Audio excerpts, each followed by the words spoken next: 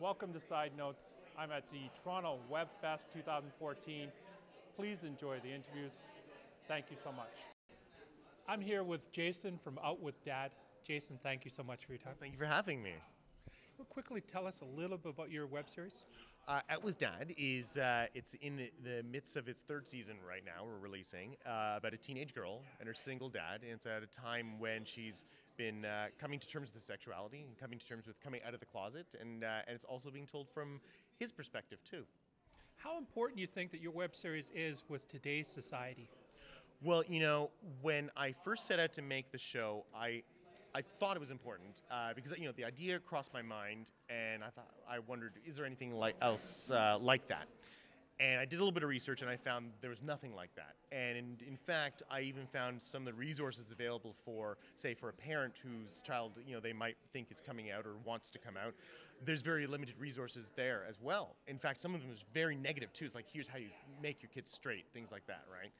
So that really gave me the resolve, like, I got to make this story. This is obviously very important. And so we set out, we made the show, and fortunately it's found an audience. And what the audience is telling us is it's reaffirming that this is a very important show.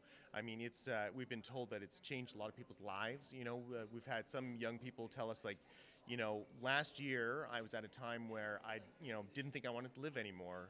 But then I saw your show. It gave me courage to come out. And I'm a much more confident person now. I'm happy with my life now. So it's like really had an impact on people. And even from older folks too, who are often saying, like, gosh, I wish I had a show like this when I was that age. So it's been really gratifying to see, like, what I thought was important has turned out to be important, and it's actually helping. It's the most gratifying feeling. And how do you find your funding for this series?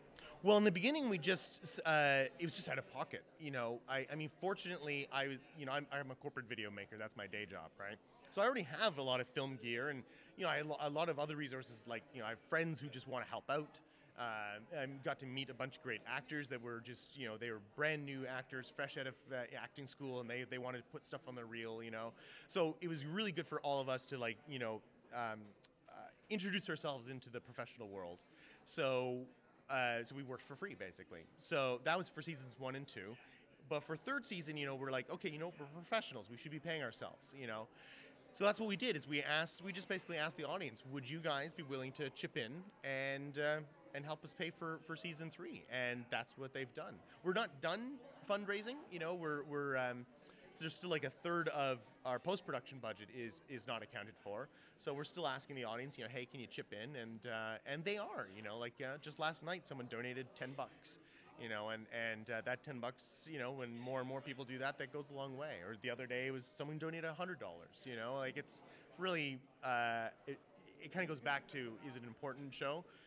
The fact that so many people that, I don't know them and they don't know me, but that the show has touched them, and they are like, more of the show needs to be made. So they chip in. And what is the website so people can go check it out? And also with your fundraising for the funds the show, can you give that website too? Yeah, well, actually, it's all on our website, which is outwithdad.com. Not very hard to remember. In fact, if you Google us, it's very easy to find. And on our page, we have our contribute page, which is if you go to outwithdad.com/contribute. Actually, you can also go to outwithdad.com/when is the next episode. Which is a bit tongue-in-cheek. It's the most common question we're asked by our audience, because they're so eager for more. And so we just sort of changed it. So if you go to when is the next episode, it'll sort of bounce you to the contribute page saying, well, the answer is we don't know. It'll be once the fundraising bar gets up to 100%, that's when, So that's our cheeky way of encouraging people to help us out. You won some awards with that show too. Yes, we've been really. It's really honoring how often we've been recognized. Last year we were a Canadian Screen Awards nominee, which is perhaps the highest point, within our country anyway. But internationally, we've been recognized. Like we were I forget the title of the award. It's a French name, but at the Marseille Webfest, we were honored with the Heart of France television. And the Indie Soap Awards, Indie Series Awards, it's called now. Our actress Kate Conway was just honored with best lead actress, and there's been a number of awards like that. And I don't want to say more because I sound like I'm bragging, but it feels so good, and it feels really nice to know that all the hard work, because it is hard work, and even though we're getting paid, it's still less than minimum wage. So it's like get that recognition really makes it feel, yeah, it's worthwhile. And do you see web series actually evolving to the point where Hollywood is starting to do less and less blockbusters? The independent world starting to catch on. Do you see web series catching up with the independent world and actually more web series taking over even TV? I do. I mean, there's two things that come to mind with what you just said. One is, indie creators, because with the nature of web series and the nature of people loving to binge watch, and serial storytelling is really taking off now, especially with the way shows are these days. People want serial stories. And so if you're an indie filmmaker, if you made, say, a short film or an independent film, once you've done that, now you've got all the hard work of trying to get festivals, trying to get it distributed, trying to get people to watch it. It's really hard to do that. In fact, it's so hard. I've made a couple short films. No one's seen them because I didn't bother trying because it was so hard. The web series, though, it's the same scale, it's the same amount of energy, except for when it comes to distribution, because you're doing the distribution yourself, but it's easier to find an audience and easier to connect it because with the technology that's there now, you can just put it out there and people will find it, and you find your audience. And so I think that's going to become. I think that web series is going to be the new independent film, and it's already looking to be that way. But your other point, though, is what's happening with television. I mean, you look at things like House of Cards or Orange is the New Black. Technically, in my opinion, they're web series, but they're of the same caliber as, say, HBO stuff.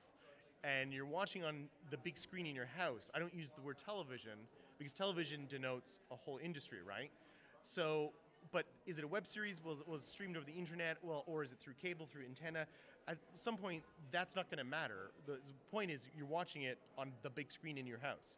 And with Dad, you can watch it on the big screen in your house. We call it TV, but is it television? Well, that's for you to decide, So I think that it's a very exciting time because sooner or later, whether it's a film, a TV show, whatever that means, or a web series, whatever that means, you're all watching it at home on the screen in your house. Do you have any final words you want to share with people? Well, I'm so very proud. So I'm one of the founding members of the IWCC, and this organization is really trying to help bring a voice for the indie creators of Canada. So if you are an independent web series creator, I really encourage people to join because we want to have as many voices as possible, and it's going to really help, just help strengthen and grow the community. Right now, the organization is very Toronto-centric, and I don't want it to be. I want it to be across Canada.